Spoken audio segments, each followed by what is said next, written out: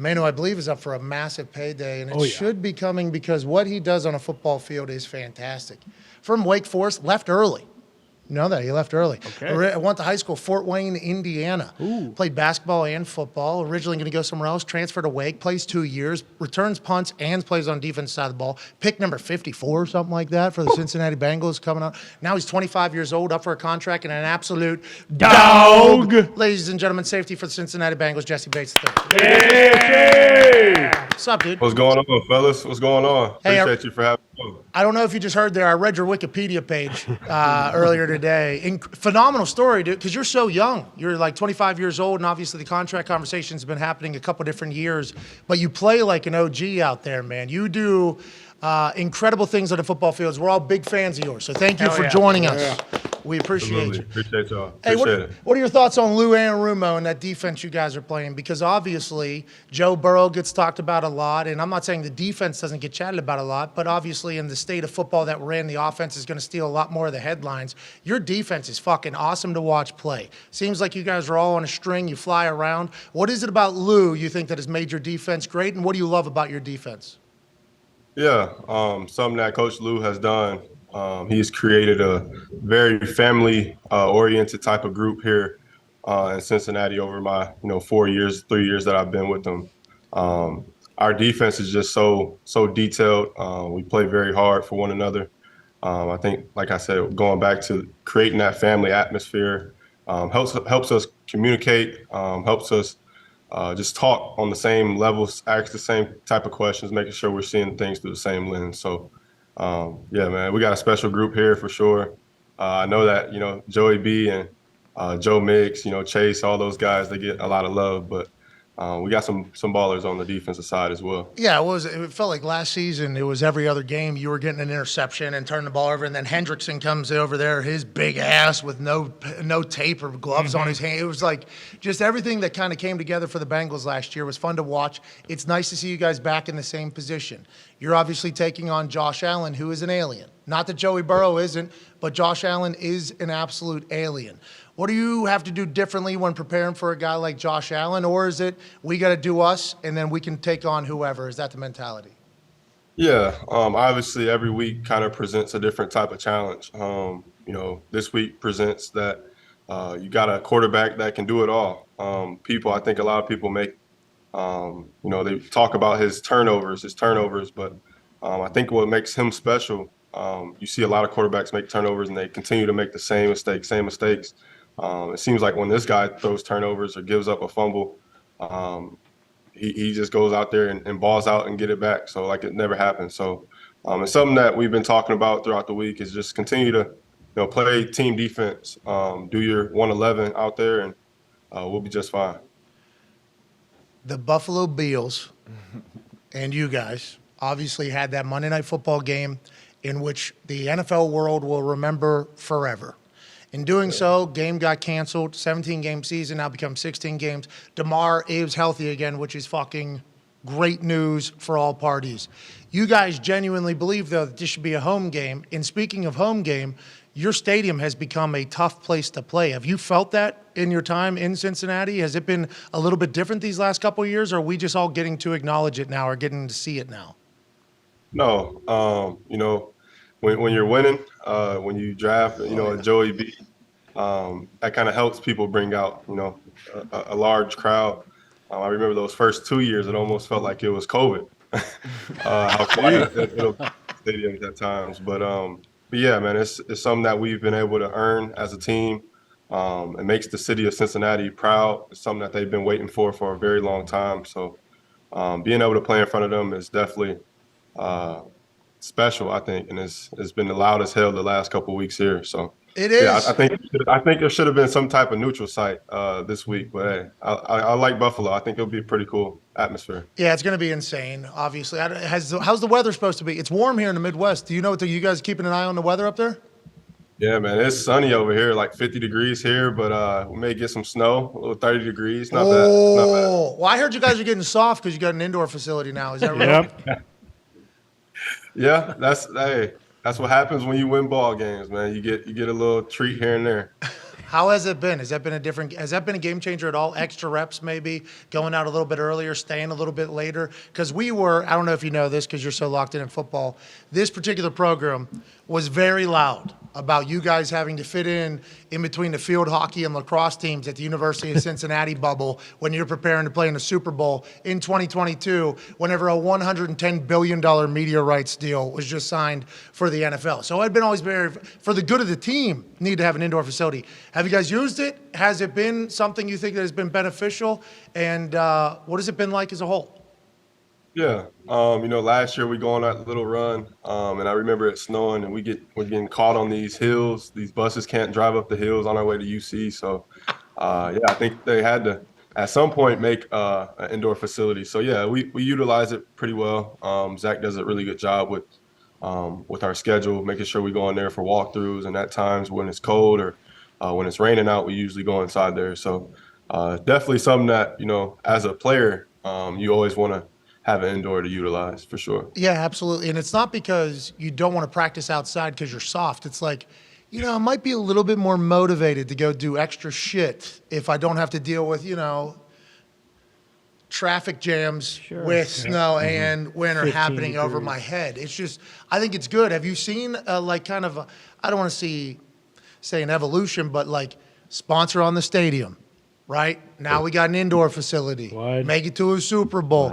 Your contract's up. Obviously, this is going to be something that's going to be chatted about. But have you felt a little bit of a difference around the Bengals building and program since having the success of making it to a Super Bowl? Yeah. You see new things being hung up, new signs and, things starting to look a little bit more cool, I guess you can say. Here we go. Yeah, it's part of the process. It's part of building that doing it the right way, and I think Zach has done a hell of a job of that. What do you think about Zach? I saw him at a bar the other night, just like I saw him last year, giving game balls out to bartenders, and I saw the owner of that bar trying to get his own little self-plug in. Yep. Yeah, get my bartenders. All right, get off the microphone. Okay, please give Zach Taylor. I appreciate you doing your thing. But Zach Taylor feels like a guy, just like a bro almost. And at the beginning of his career, obviously we're all questioning, does this guy suck? Winning one game, two games? Like, why is this guy a head coach? Oh, because the Bengals don't want to fire him because they don't want to pay him. Then you get fucking Joey Burrow in there. You get a bunch of dogs on defensive side. It's like this guy is not talked about at all. Incredible coach, incredible turnaround. What is it about him you think that makes you guys kind of hum for him? Yeah, it's easy to play for Zach. He's been in those seats like us. He's been in those certain situations where his body isn't feeling well. I know he played quarterback, so the quarterbacks get a little bit of love. But like I said, he understands the process. He understands the grind of the season. So anytime he speaks in front of the team, he's very detailed. He's very he knows exactly what he's talking about as far as the players. Treats everybody the same. It's just a offensive guru. So it's been cool to kind of be around Zach and continue to learn from him as well throughout the process. Hell yeah. Darius has a question for you. Yes, sir. Jesse, first of all, love your game, man. Love watching you play, man. I want to get into the psyche a little bit. One of the best safeties in the league. What's one of the first things you look at when you're breaking down a quarterback? And then obviously, what are the biggest challenges you see with Josh Allen coming in this week? Yeah, I think as a safety, you start the week off breaking down the film. You try to see who the top targets are, what are some of the top concepts that they run out of certain formations, splits. There's a whole lot of detailed game plan stuff that you think about as you go into the week. But like I said, you got your hands full with the guy that can extend plays and then also put the ball 70 yards down the field as he extends the play. So plaster rules, I'm sure you know all about that. Yep. Will be up and going for sure. Hey, for those that don't know, plaster means what? Hands-on receiver as soon as he gets out of the pocket? Is that right? Continue to guard him, grab him, do whatever you got to do. I didn't know. I feel like I'm a smart football guy, though. Thank you, D-Bud. D-Bud. I didn't know that. I didn't know that outside the pocket you're allowed to just basically fuck a guy up. I had no idea that was the case. That's a lot going on, I guess. I should have known that, but obviously you do. If you don't, that's a rule. You should know that. All right, just want to let you know. Gabe Davis, he's Yeah. hey. We got to Hey, hold on though. We got to if Gabe scores an 85-yard touchdown or longer, we said we donate $85,000 to a foundation of his choice. He then said, well, how about 85 grand to me though, too? Like, so we're like, all right, we'll match that as well. If you get a pick this weekend, do you have a foundation or anybody that you work with? Yeah, I have my single mother's foundation that I would love for you guys to donate a couple thousand or so. We'll have to get that together. All right, we'll go 50,000. 50,000 you get a Okay. pick this weekend. We'll donate, and we're not giving you the money too, because you No. got a bag on the way. Yeah. you got a Huge bag. You got a bag on the way. Connor has a question for you. Yeah, Jesse, what was the thought when you're watching Sam Hubbard sprint 98 yards for that touchdown the other day? Was there any conversation on the sideline after that, and did you help him maybe apply that oxygen mask? Because I assume he's never ran that far in a game before.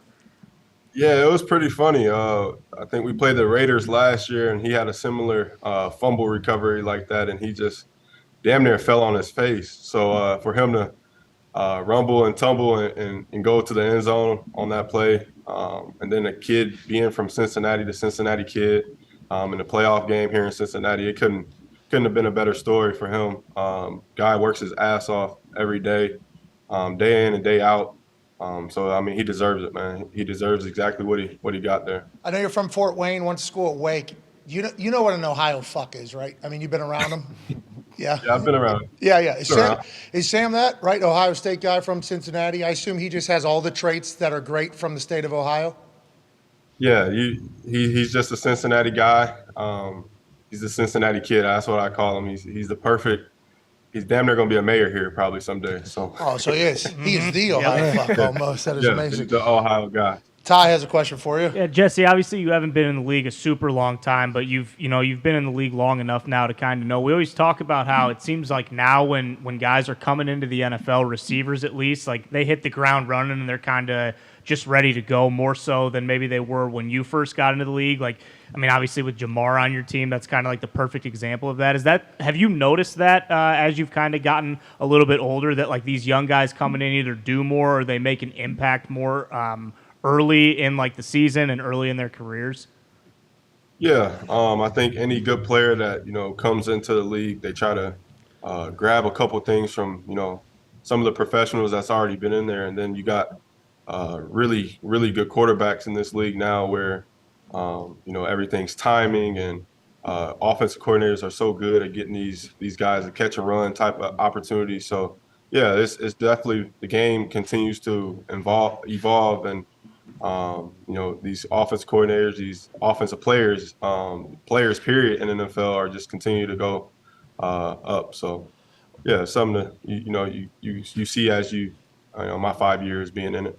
Feels like everybody's training harder at a younger age. Like back in the day, those one-on-ones and 7-on-7s had to be like fully orchestrated and you had to have a group to go.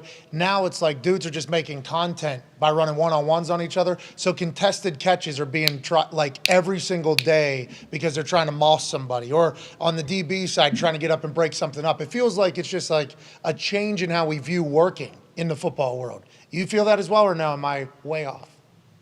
No, I think it's the same way. It's weird being in the locker room with 2,000 babies. It makes me damn near feel old. I feel like a lot of the younger guys, they want to catch the ball so they can damn gritty in the end zone and stuff. So that's stuff I always joke about with younger guys. Yeah, you're an old man, bro. Fucking 25. You're an old man. You get a pick, we'll donate 50 grand, and thank you for doing that. I read your story, so the Single Mothers Foundation is a cool thing, man. Keep making the world a better place. Keep dominating. Can't wait to see the bag you get and how you play this weekend in Buffalo. Pat, I appreciate you, man. Y'all take care. God bless. Hey, you too, man. Thank you for joining us, ladies and gentlemen. Is it Jesse Bates III? Jessie Bates III from Fort Wayne, Indiana, signing out. Hell yeah. Hell yeah. Region.